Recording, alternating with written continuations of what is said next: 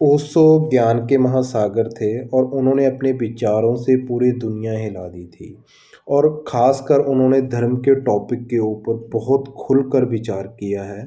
और जो भी उनको एक बार सुन ले और वो उसका अनुयायी बन के रह जाता था। इस वीडियो में उन्होंने बताया है कि कैसे हम परमात्मा को पा सकते हैं। कि हर जगह बताया जा रहा है कि परमात्मा हमारे अंदर है। तो अंदर कैसे है वो उन्होंने रास्ता बताया है, वो सीक्रेट बताया है। तो वीडियो शुरू करते हैं, सुनते हैं कि उन्होंने क्या विचार दिए हैं। ध्यान से सुनिएगा।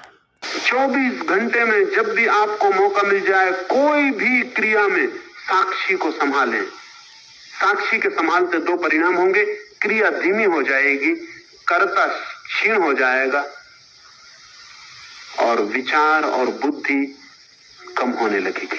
विचार शांत होने लगेंगे, बुद्धि का ऊहापोह बंद हो जाएगा। कोई छोटा सा प्रयोग, कुछ नहीं कर रहे हैं, सांस को ही देखें। सांस भीतर गई बाहर गई, सांस भीतर गई बाहर गई, आप उसको ही देखें। लोग मुझसे पूछते हैं कोई मंत्र दे दें, मैं उनको कहता हूं मंत्र वगैरह ना ले। एक मंत्र परमात्मा ने दिया है, वो श्वास है, उसको देखें।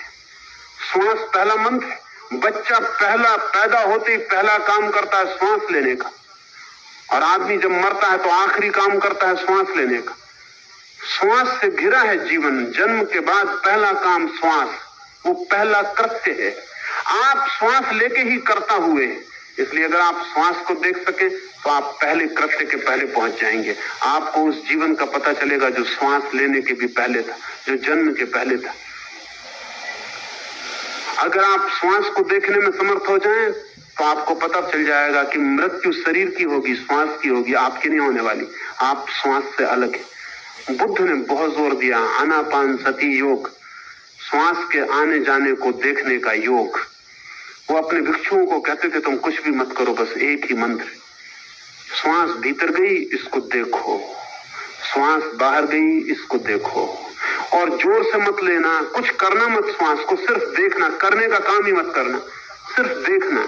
आंख बंद कर ली, श्वास ने नाक को स्पर्श किया, भीतर गई भीतर गई, भीतर पेट तक जाके उसने स्पर्श किया, पेट ऊपर उठ गया, फिर श्वास वापस लौटने लगी, पेट नीचे गिर गया, श्वास वापस आई, श्वास बाहर निकल गई, फिर नई श्वास शुरू हो गई। ये वर्तुल, इसे देखते रहना।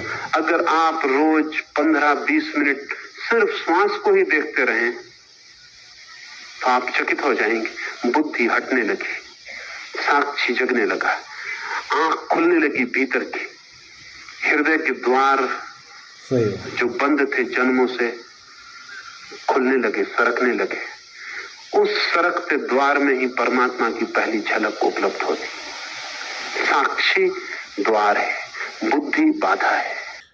ओशो ने इतना सरल बताया है। इससे पहले हम सुनते रहते थे कि परमात्मा अपने अंदर है, उसको कैसे प्राप्त कर सकते हैं। तो उन्होंने सबसे पहला जो मंत्र है उसका यही है कि अपने श्वास के ऊपर ध्यान दो, कब श्वास आ रहा है, कब हम बाहर निकाल रहे हैं। उसके बाद धीरे धीरे हमारा जो ध्यान है श्वास से हट के अपने विचारों के ऊपर जाएगा। विचारों के बाद फिर एक ऐसी कंडीशन आती है, एक ऐसी स्थिति आती है जहाँ पर आपको एक अलग अनुभव होगा, कोई अलग से एक्सपीरियंस होगा जिसको हम इन शब्दों में बयान नहीं कर सकते।